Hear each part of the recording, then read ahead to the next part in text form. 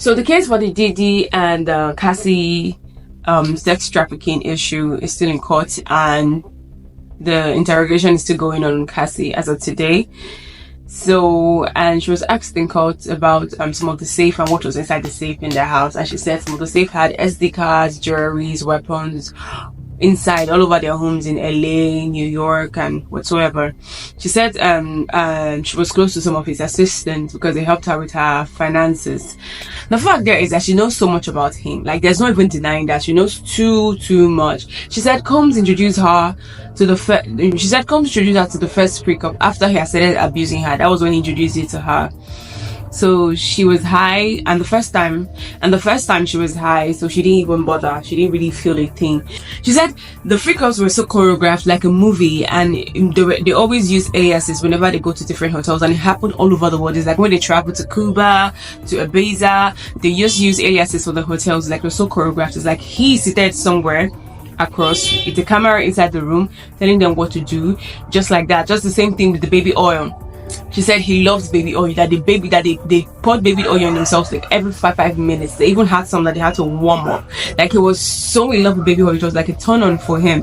Choreographed everything the way it's supposed to be. He had scented candle because he had the way he wanted the room to smell, and so on. And during the confession, she was given a binding book that has different faces of people, of escorts and the rest of the match, and identified one that she called the Punisher. Then they went back to the hotel incident, but she said after she left, she went home, and he kept on texting her. He was like, yo, please call me. I got some kids. Yo, please call me. I'm surrounded. Call me. I have 6 kids. And she was like, ah. So the person asked her if she believed he needed help. She was like, no. That she had to text him back. That she texted him back and said, she was like, okay, that she has the biggest job she's ever done in her life. She has a premiere the next day, and this is what he has done to her. She has a black eye and a swollen lip, that she couldn't go, and every other thing. So the next day she went for the premiere in a taxi with her sunshades on. Then while she was inside the cab, she removed the sunshades and she took a picture of her swollen lip, that she had bruises all over on her legs and every other thing, that she had to do a lot of makeup. And after the premiere, she came back home. Her friends saw the black eye and the swollen lips, called the police on her, and for her to report Diddy, but she didn't. She said she didn't want to hurt him in that way. That later, after the premiere, that he came home to her home. He came to her house, which was according to her normal behavior before him. He came kicking at the door, trying to get in and whatnot.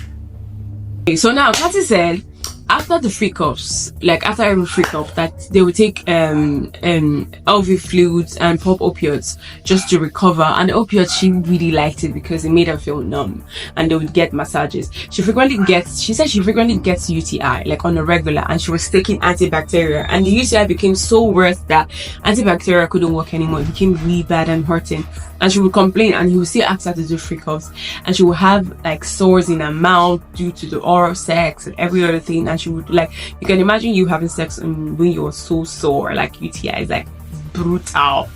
It's brutal. You could even bleed. It's crazy.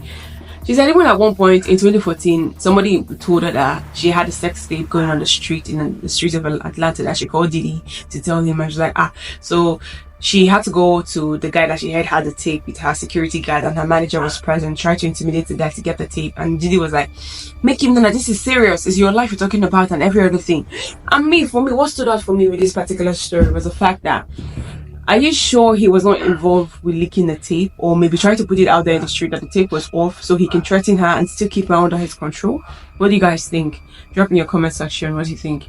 Although I heard they're going to play one of the freak-offs in court, I don't know how true it's going to be, but it's going to be really brutal. His kids could see that. Wow. The adults, aside from the girls.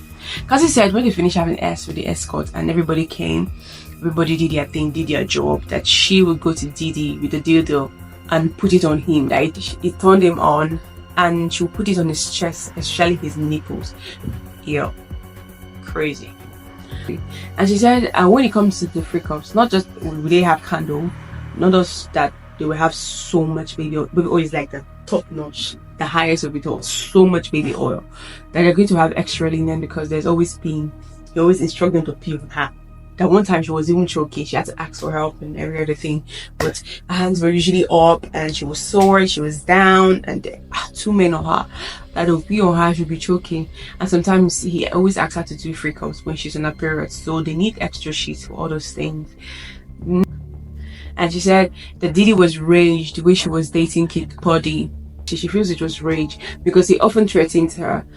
He said one time he saw some emails on her phone, and he used the wine opener to hit her.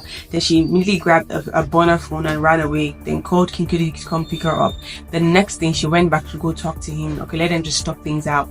And he threatened to leak her sex tape, the free cups that they usually have, then threatened King Cudi. And he told her that when it's going to happen, it's not going to be in town, and he'll be out of the country when it happens.